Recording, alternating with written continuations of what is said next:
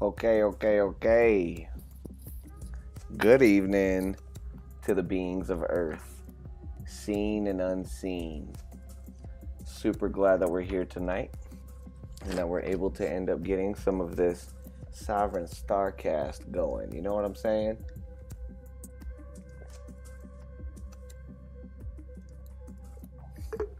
We'll go ahead and transition in here so that we can get everything all set up. We can get it all started, baby. My name is Silky Seth. My friends just call me Silky. The real name is Seth.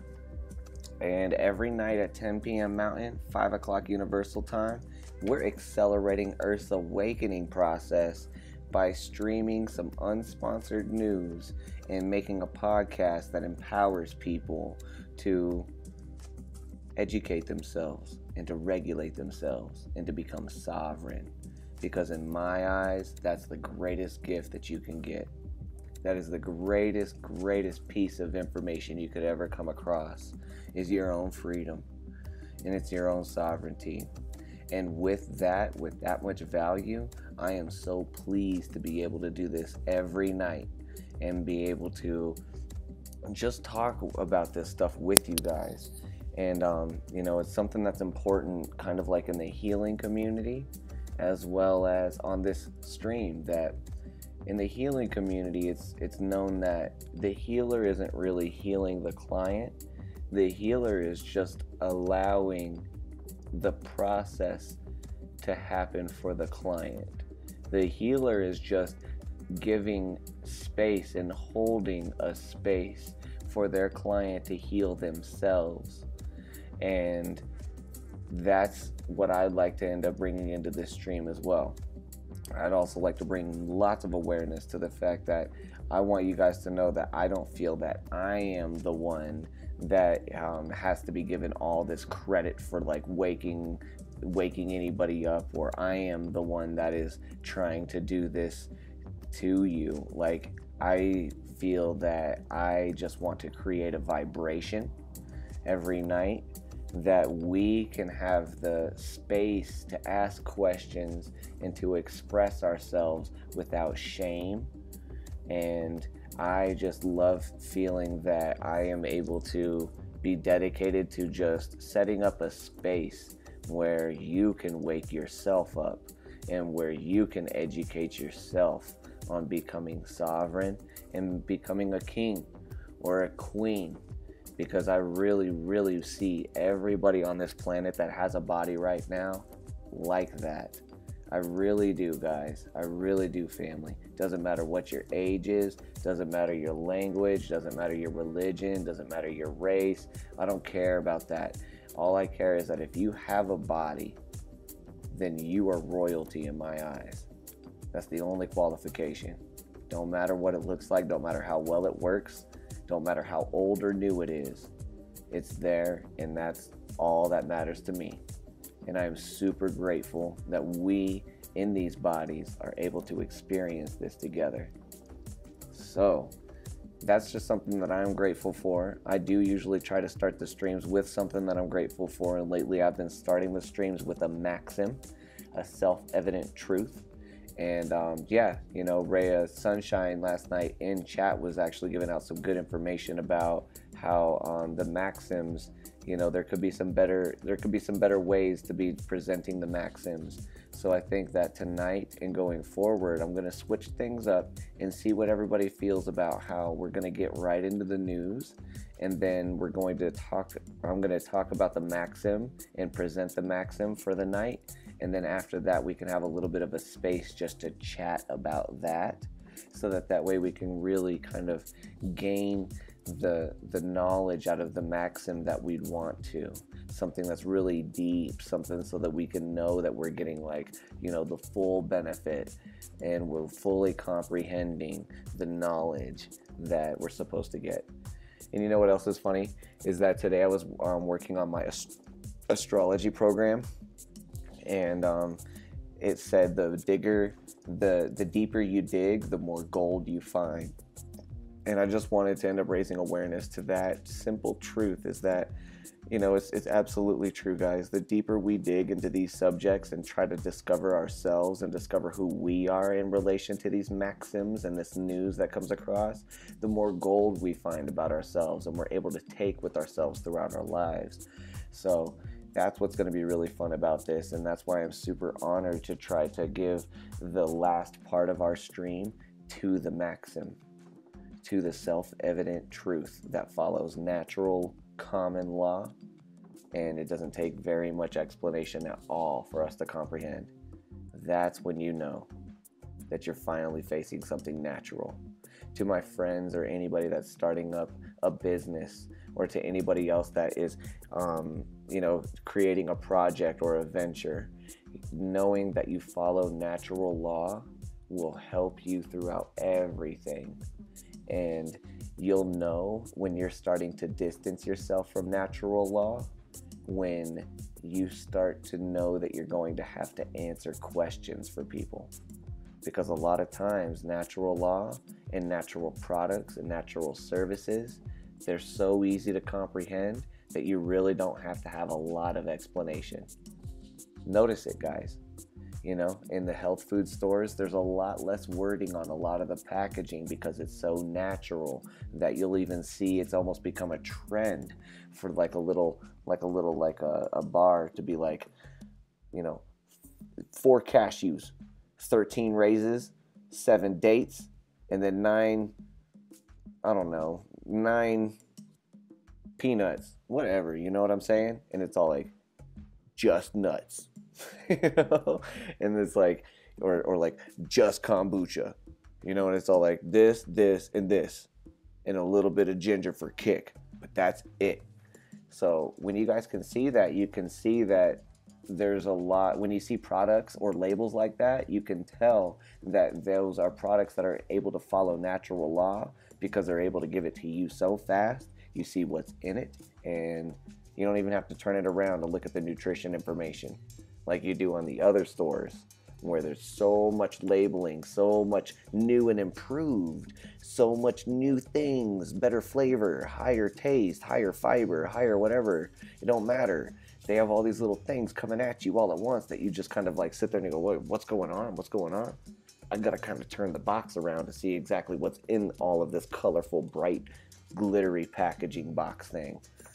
So same thing goes with our legal system, family. Same thing goes with like our with all kinds of systems, man.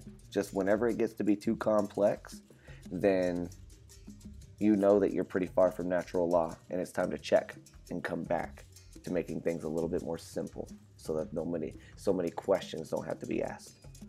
So that's just something I wanted to talk about for a second. Let's get into the news. Ray of Sunshine's back up on the spaceship already. Thank you so much for joining and being so loyal with Sovereign Starseed and the cast. I really appreciate that. And thank you so much for your feedback, because you can see how it's molding the show. And yay. We're going to end up trying this out today. If you find any ways that this could be improved, not just for yourself, but for the betterment of everybody watching and listening to the replays later, please give me that feedback. I appreciate it so much. All right, so getting into the news. The bad dashboard is bringing up our news for us, and tonight we have Cointelegraph.com's putting out this article that says the Soros Fund becomes the #3 shareholder of Overstock. CEO is known for pro-Bitcoin stance, so it says George Soros Investment Fund became the 3rd largest shareholder in the pro-cryptocurrency retailer Overstock last year. And according to the filing of the SEC, Soros Fund Management had secured 2.4 million shares in Overstock by the end of Q4 2017. So this was one of the first major corporations of its type to accept Bitcoin payments in 2014, and it kept using this trading practice until September 2017. And so I just wanted to end up seeing this, that news of Soros' purchase this week, meanwhile, comes amid a similarly arm's length approach from Berkshire Hathaway, albeit completely different in tone. The company's vice president, Charlie Munger, said he found it disgusting that anyone would have any connection to the cryptocurrency at all. Why are you reporting on this, Silky? Let me tell you. So, last night we had talked about how Charlie Munger, CEO or vice president, of Berkshire Hathaway, basically best friends with Warren Buffett. So Warren Buffett's best bud, Charlie Munger, thinks it's disgusting that people are buying Bitcoin. And he's saying that because there's a huge interest in his clients continuing to use his services in fiat. And anything that has to do with cryptocurrency or anything that has to do with self-empowerment takes power away from the Soros Fund. So that's why it's hard for them to find it anything but disgusting for, their own intentions. However, the reason why I'm reporting on this tonight is that the George Soros Fund is another one of those similarly big, huge funds that's managing a lot of people's money. And instead of saying that it's disgusting, they're taking a completely different stance. And they're saying, yo, I want to become number 3 top dog of Overstock.com just by purchasing shares. And Overstock.com was one of the first Bitcoin accepting businesses to exist back in 2014. So I just want us to see that, so that way we can see that there are multiple management funds out there with very different ideas on Bitcoin and cryptocurrencies, so that way we can remain sovereign and we can see that, look, everybody has different opinions of this, guys. Even in the SEC, even the IRS, as I've pointed out in the past, everybody has different opinions on this. So it's really ignorant of us to allow somebody else's opinion to dictate what we should feel about these things. What would be very empowering of us would be to allow us to end up defining what we want out of these cryptos, out of these currencies, out of these crypto collectibles, out of these crypto mediums of exchange. And once we can define these things for ourselves, that's when the freedom automatically starts to take place inside of us. So just going in and proving further that we have more schism than ever about what Bitcoin is, and really it's just time for us to make our own definitions of it. So just wanted us to see that. Next in the news, Cointelegraph.com put out this article yesterday that says Tether creates over 146 million new Euro USD tokens based on the Ethereum blockchain. Okay, so it says Tether has launched a fresh round of token creation this month, adding 86 million Euro pegged EURT and $60.1 million pegged USDT. So they've added 86 million Euro Tether, 60 million US dollar Tether. So it says both tokens are issued on Ethereum, with 2 wallets currently showing the ongoing activity as Tether continues to face mixed press following volatility. It says following widespread success of their Bitcoin-based USDT Tether issued via the OmniLayer protocol, Tether have now collaborated with ETHFinex on the development of the Ethereum-based Tether compatible with the ERC20 standard. The announcement says, quote, the ERC20 Tether allows for tokenized US dollars to be exchanged on the Ethereum network, enabling interoperability with Ethereum-based protocols and dApps, decentralized apps, whilst allowing users to transact with fiat currencies across the Ethereum network. Hold the phone, Silky. What are you talking about? That just sounded like a bunch of junk to me. Okay, let me help you. So like with this, what this is talking about, why these guys are doing this is that Tether has usually been only based on the Bitcoin blockchain and the Bitcoin network. And when a whole bunch of tethers are created based on that network, it slows that network down and the Ethereum network was built to handle many more transactions per second than the Bitcoin network. So the Ethereum network can now take a whole bunch more of people adopting this, and people won't really see a slowdown in their transactions. They'll see a lot of things happening and hitting other people's wallets very fast, and that's the whole reason that Tether feels that they need to create this now. So this is the whole excuse for Tether doing this. They're like, hey, hold on. We created a whole bunch of tethers for the Bitcoin blockchain. That was cool, but we need to make some tethers for the Ethereum blockchain now. And so now we're just going to create this money out of thin air and then base it on the Ethereum blockchain code, and you guys got to accept it. So here's the deal. What's so beautiful about cryptocurrency and what's so beautiful about non-regulation is that we don't have to accept that. We can use other methods, and we can see other things or other mediums of exchange to hold our value in. But what I'm just showing here is, ultimately, you guys, you make your own decision. Do your own research. If I'm wrong about this, let's talk about it. If I'm not, let's talk about that too. But I just want you guys to see that here we are again. We're now creating some new money out of nowhere, and this is truly a cryptocurrency that's being created out of nowhere based on nothing at all, and it's being created at the whim of the creators of the Tether code just because they feel like it. Now, doesn't that feel like a load of BS? If it does, then you also need to look at how your wallet is filled up right now. And I'm talking your actual wallet. If your wallet's filled up with any dollars or fiat currencies, you're also consenting to the same thing. You're consenting to federales creating money at the whim whenever they want, just because they feel like it. And even after they create it, that's not good enough. They want to go ahead and be able to charge you for every piece that they created with interest, as if that's a sustainable game, as if you could actually do that. And what was last night's Maxim, guys? Who remembers that? No one can be bound to do that which is impossible. All right, so let's go ahead and take a look at that Maxim here and say that if the Federal Reserve is creating a dollar and it sells that dollar to the U.S. Treasury for $1.04 even, and it says, hey, we're going to sell it to you for $1 and you got to pay us $1.04 back.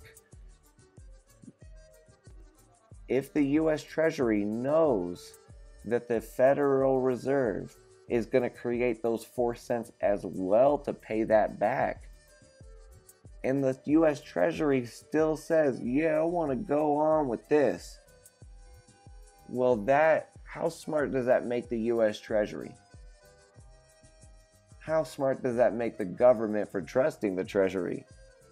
And then, finally, fam, how smart does it make the citizens for trusting the government that trusts the Treasury that does that? They are binding themselves to try to do that which is impossible. And when we study our natural law, we already find out, don't even take 3 days, but we already find out that our system is deeply far removed from natural law, and that it must crumble under the forces of nature.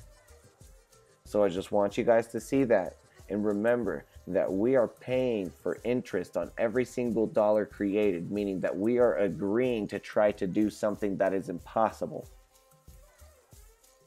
That means that we obviously are very disconnected from nature, and that means that we are very disconnected from what we think can happen, and we are making some very false promises every time we allow the Federal Reserve to print out more money. And we allow that to be our store of value that we are confident in. Okay? It's the same thing that this Tether is creating. Same moves. And I just wanted to be able to tie that all into what's been happening with Tether, our maxims from recently, and how it applies to us. how this natural law is going to apply. It's going to keep on applying. So watch this. Cointelegraph.com puts out this article that says green mining company to reduce coin generating energy costs by harnessing renewable power. Mining equipment is available to buy from consumer to professional level, and each of these technologies brings a significant energy cost. In Iceland, the volume of energy used for Bitcoin mining will soon likely exceed the volume used to power its houses. Cointelegraph recently reported Cointed, the world's largest provider of Bitcoin ATMs, aims to lead the way in more sustainable coin generating methods. So what they're doing is, by harnessing hydro and wind power, Cointed has pioneered green mining with their machines in Austria and Sweden. These mining machines are custom made and specifically designed for optimum cooling. In order to minimize maintenance, the fans typically found in GPUs have been replaced with heat sinks. The customer then fully owns the hardware. According to the company, by proving it is possible to run these machines solely on renewable energy without losing performance, Cointed has set a precedent for the rest of the crypto world that will hopefully others will follow suit. So the company does not solely provide ATMs and mining equipment. However, they claim to be bridging the gap between crypto and the real world, making it much easier for traders to exchange their crypto for fiat cash. And so I think that's beautiful, and just wanted to go ahead and report on that. Just some positive news, guys, that Cointed is definitely doing its work to try to make this easy for people and simple for people, and also trying to get back to nature. So a huge thumbs up from Sovereign Starseed to Cointed tonight. I really am proud and happy to be able to report for this news. I'm not sponsored by any of this stuff, guys, but I just love being able to report this type of stuff. And it makes me happy to see that hydro and wind power are now going to be harnessed to sustain our cryptocurrencies. Now, that's going to be a lot harder for a lot of people to try to argue that cryptocurrencies are a detriment to the economy, because once Cointed and other things start to take off, that's going to trump all of the systems that we currently have in place, where a lot of times what you and I are paying for, people, is we're paying for armored cars and gas to fill up those heavy ass cars to drive green pieces of paper from one building to another building, and we're also paying for people to wear heavy ass armor to guard those green pieces of paper as they move across town from one place to another. And that's all that we're paying for. And then we're paying for it to be vaulted in some other place that has a lot of bars and a lot of expensive metal to contain it, you know. And that's why Visa, that's why banks, that's why all of these places charge fees to retailers. And then you know what it affects us as? Can't buy anything here unless you spend $5. You have to spend $5 minimum in order for me to swipe that card, because I gotta pay for them people to drive this stuff across the city now. So you see that? You see how crazy that's gotten, family? And can you also see why all those people that operate all of those things, the truck builders to the truck mechanics to the armored platers to the security guards to the people making the bags that the money goes in, all of those people are at risk of losing their jobs if they say that cryptocurrency is legit, if they at all believe that. So in a way, they are kind of like being in a fear-based zone. Anybody that's working for those types of places that wants to defend that type of thing, saying that it's better than this digital currency. And the only things that I've heard people saying is that, oh, it costs so much in electricity, Silky, to run this stuff, that like, how is it going to be sustainable? How are we even going to end up having that happen? I was even saying then, look, I don't have the answers, but I'll tell you what, a lot of people smarter than me, with more money than me, and more connections than me, those are people that are getting all of those things that I just said together, and they are making solutions for us, so that by the time we actually have to depend on that type of thing, there will be solutions put into place. And here comes Cointed. So there we go. This isn't the end either, guys. Cointed, I expect you guys to end up having major competition. I would love to see competition, co-opetition happening in this field, where I would love to end up setting up, you know what, that's something that I'll do. We'll set up something like a sovereign Starseed award to the most simple, beneficial mining rig to the planet and her people. And that's how you can end up getting a Sovereign Starseed award from that. And I think I would love to end up setting something up like that at some point in the future. Just so that way we can end up, reviewing a few different things. We could set up some criteria and we can make it what we want. That's what it's all about, baby. Regulating this ourselves for the betterment of everybody else. So, yeah, I think that's beautiful. Next in news, Cointelegraph.com puts out this article that says Wyoming introduces a new bill to exempt crypto from property taxation. A new tax bill introduced in the Wyoming State Senate on February 16th that would exempt virtual currencies from state property taxation and suggests an effective date be provided for the tax exemption implementation. Wyoming Senate Bill 111, and I'm not surprised that it's that number. Wyoming Senate Bill 111 was introduced by Senators Ogden Driscoll, Tara Nethercott, and Chris Rothfuss, along with Representatives Tyler Lindholm, David Miller, and Jared Olson. All are Republicans with the exception of Senator Rothfuss. The bill received 26 A's, with a mixture of Republicans and Democrats, and 3 nays, all from Republicans and 1 excused. So the bill comes as a growing bipartisan movement of U.S. lawmakers that are calling for more crypto regulation. It's shortened to the point, proposing a list of intangible terms that should qualify for property tax exemption, like fiat currency, gold, cashier's checks, and virtual currencies. Virtual currencies are defined as anything that digitally represents a value as a medium of exchange or unit of value, and as well as not being recognized as legal U.S. currency.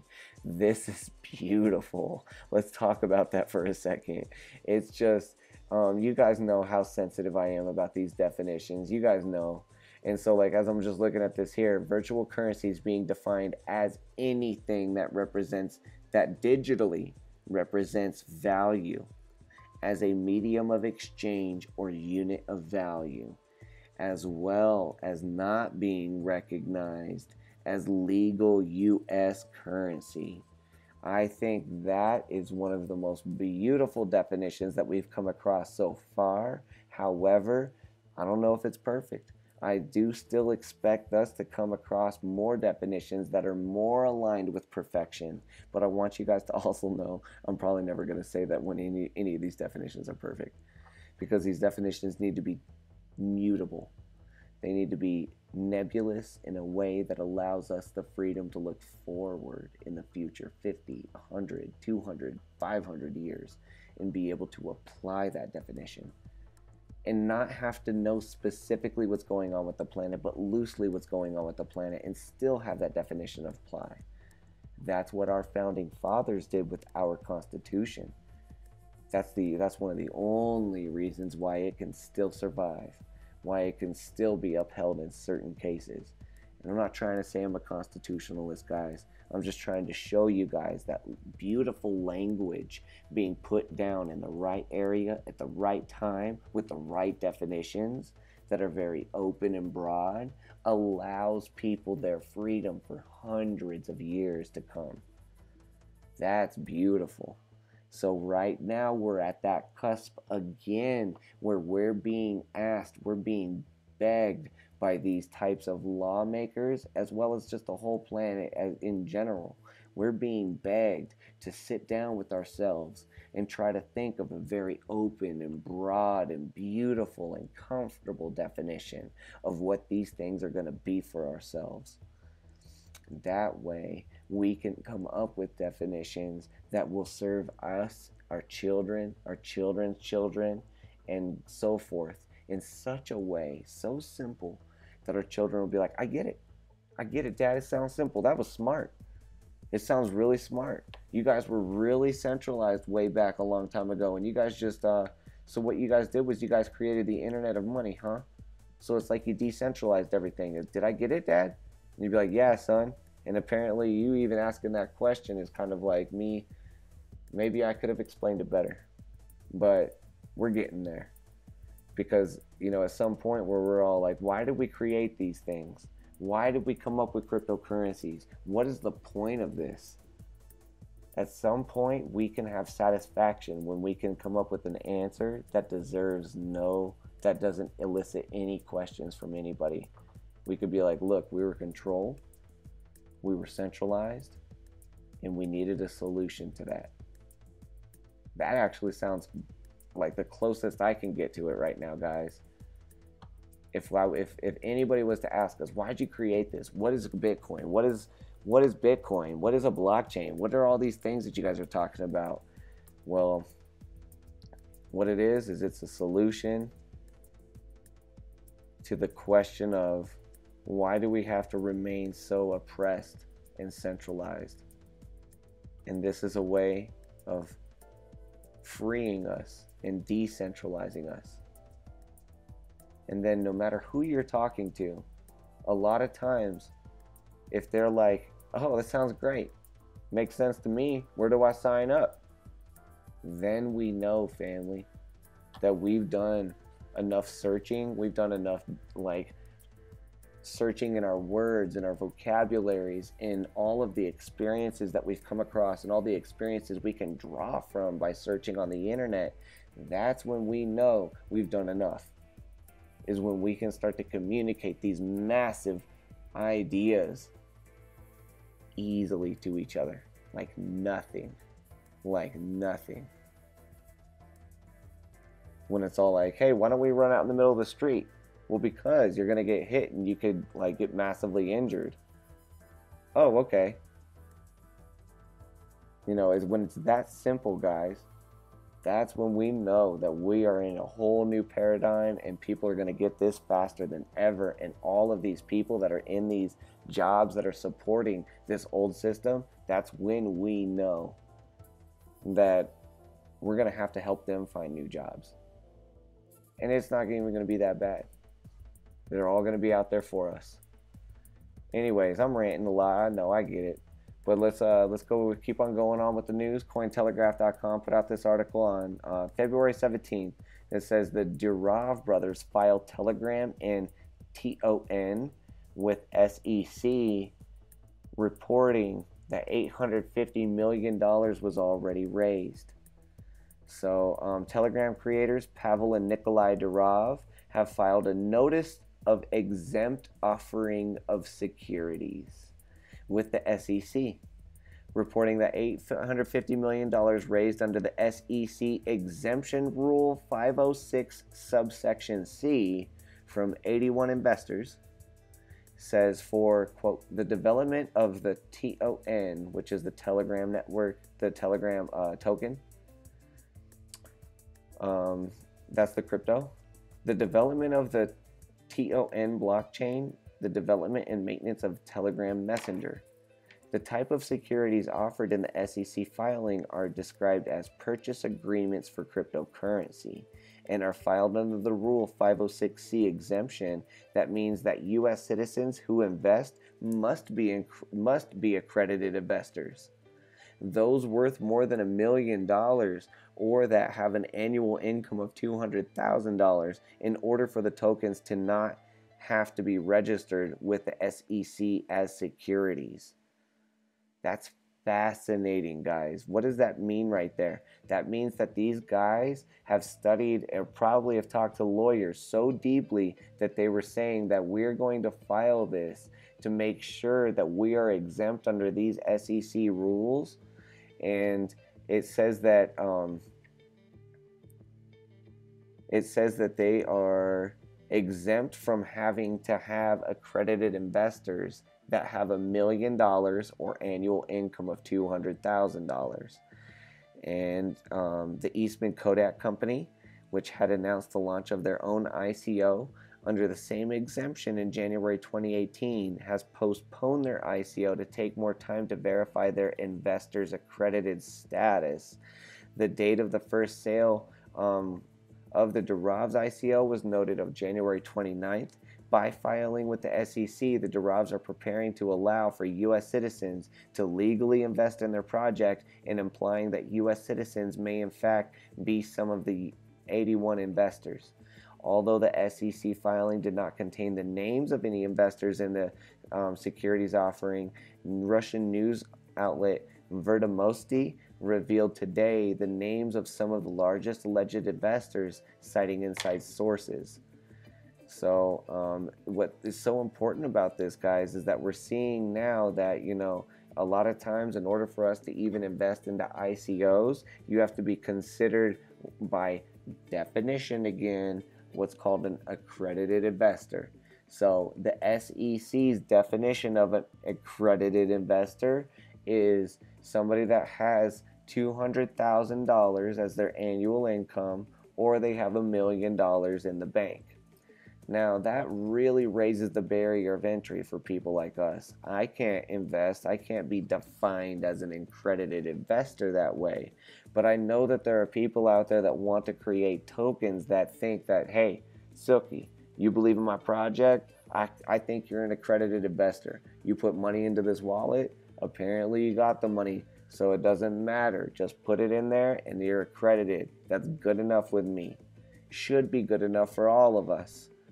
But because of the way that a lot of these companies are going, if they continue to submit these things with the SEC, this is beautiful in one aspect, because they're showing the SEC that, look, we can still get around all of the things that you try to regulate with that, but also at the same time, it's giving the SEC power, as in, you know, Telegram is kind of saying, okay, we respect the SEC so much that we've created this document that we want to send to them to try to get on their good graces, even though they've been making threats lately to people and saying that you're going to be enforced upon if you come up with your own definition for a coin. So because of that, I just want you guys to see what's happening here, and so that we can be zoomed out and we can be really aware of all the moves that are taking place. Next, I wanted to talk about a resource and just talk about Cointelegraph. Put out this article that says tax-free ways to transfer Bitcoin and other crypto. So it says contributing to a corporation or a partnership is one way to end up having your tax liability deducted, as well as gifting your cryptocurrency to somebody else. And then if you donate to a charity, these are 3 different ways that Cointelegraph is saying that if you can end up going into an account and proving to them that you donated to a charity or you gifted some of your crypto away, then you'll be able to lower your taxable income for the year and possibly be able to pay less taxes, maybe nothing, on some of your cryptocurrency as you're exchanging it. So I just wanted you guys to see that, and those are just other ways that are going to be applying to a lot of us coming up soon. But I also want to go ahead and say this too. Announcement time, right? So I love what we're doing right now with these cryptocurrency, like the news and how we're talking about it. We're also talking about like net neutrality, privacy, everything that's sovereign. But in America, April 15th is going to be the final day that I'm going to be able to file for taxes. Now there's a beautiful, beautiful, beautiful book out there that I want to end up being able to read to the stream, and it's called Cracking the Code. Some of you might have heard of it. Some of you might not have heard of it. Either way, what my goal is that I'm going to try to see if I can get permission from the author so that I can end up spending the whole month of March, investing the whole month of March with you guys during these streams and reading this book. And in this book, what it shows you to do is it shows you how to file your tax returns correctly for the first time, where a lot of times people are voluntarily paying taxes to the government because they know no better. And the government has a law set up that says that if you file your tax returns in these ways, that we will have to see it as a voluntary payment and collect all the money that you file. And there now have been people that have read this book that have filed their tax returns correctly and have actually been able to get a refund back from the IRS from previous tax filings. Don't believe me? Let's go to Lost Horizons. This is where I'm trying to end up getting this from, guys. I'm trying to end up seeing if I can get the blessing of the author from the book that created this website. And Lost Horizons is something that shows you the truth of the income tax. And this is the book that I want to read, where it talks about 100% refund, Social Security and all. And it's called Cracking the Code: The Fascinating Truth About Taxation in America. And so if I can get this author's blessing, we will be doing a study session from March 1st through 31st on this book here. And I will try to go ahead and file my tax returns according to some of the information that I find from this. I want to apply some of this knowledge here, and I want to see how it works out. I'm taking responsibility. I'm not putting responsibility on anybody else for the things that I end up facing with this, but I just want this to be a good case study for us to learn together and maybe take that leap of faith and see maybe there's another way of this happening, because there's a lot of people that have already submitted their checks to this website and have shown that, yeah, you can get a lot back from the IRS just by doing the right thing. And that's pretty much the biggest reason why I'm really passionate about this, guys, is that I want to make sure that I'm doing the right thing with my taxes. And I feel bad that I might have been voluntarily paying into the war machine just because I didn't spend this time or invest this time into finding the true methods of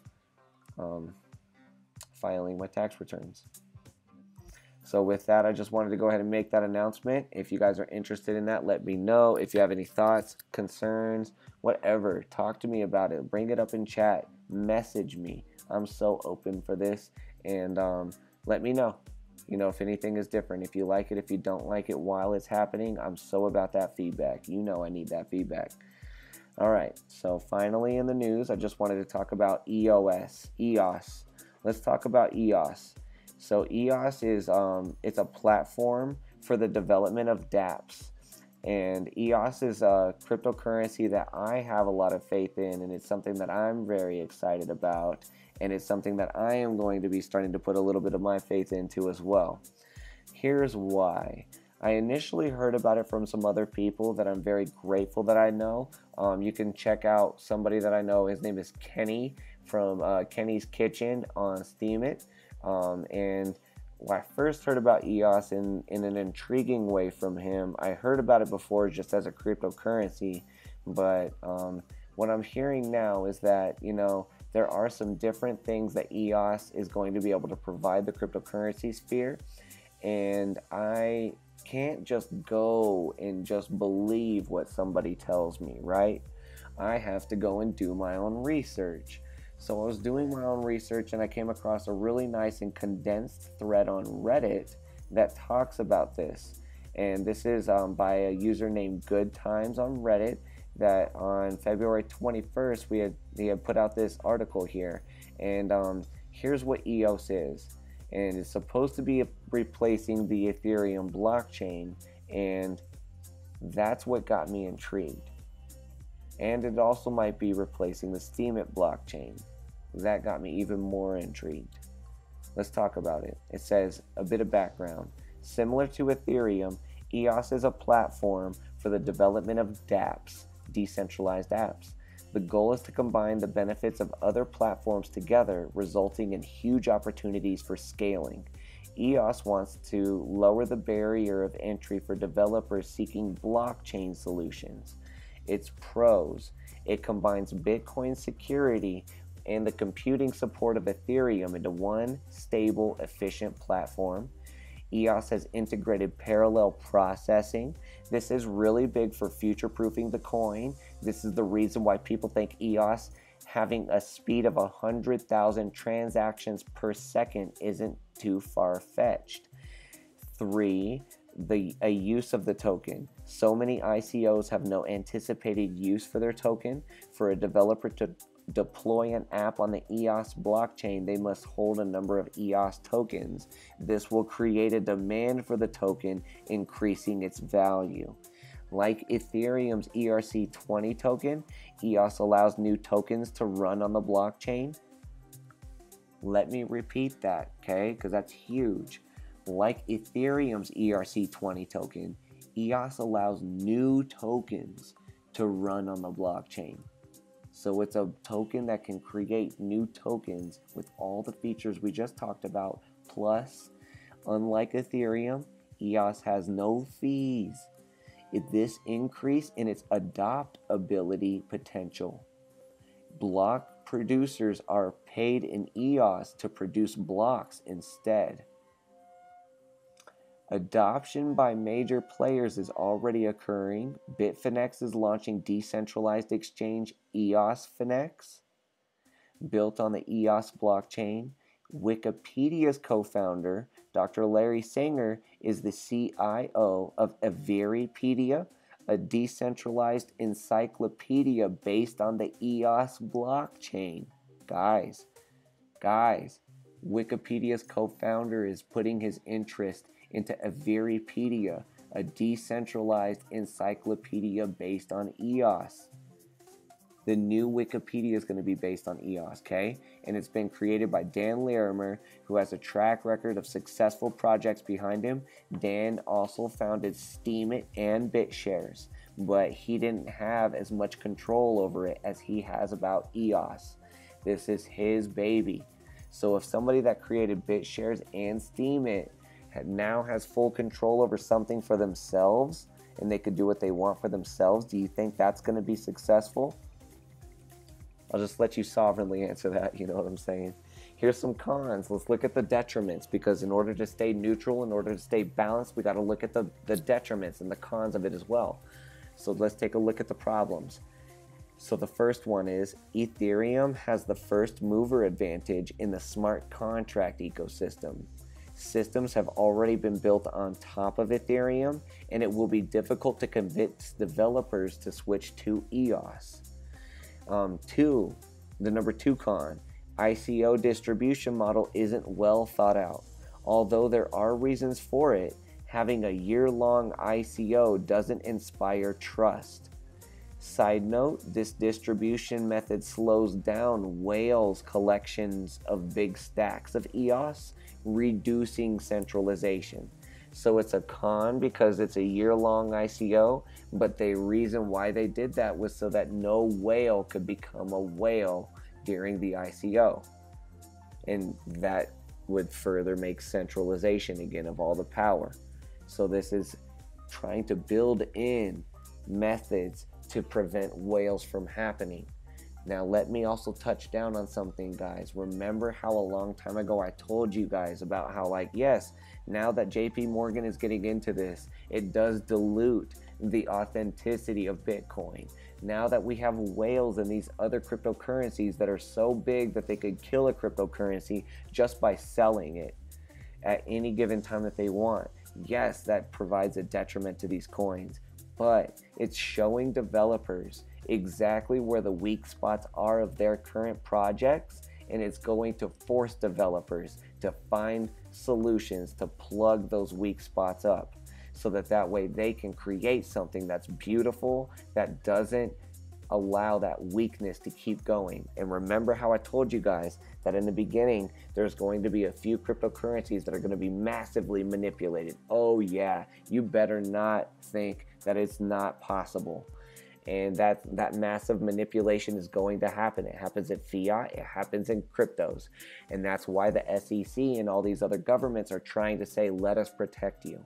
What I would like to say is, as soon as we can keep creating new cryptos and they keep evolving, that window of manipulation is going to get smaller and smaller and smaller, and self-regulation is going to start to introduce itself. Self-regulation, family, not centralized regulation.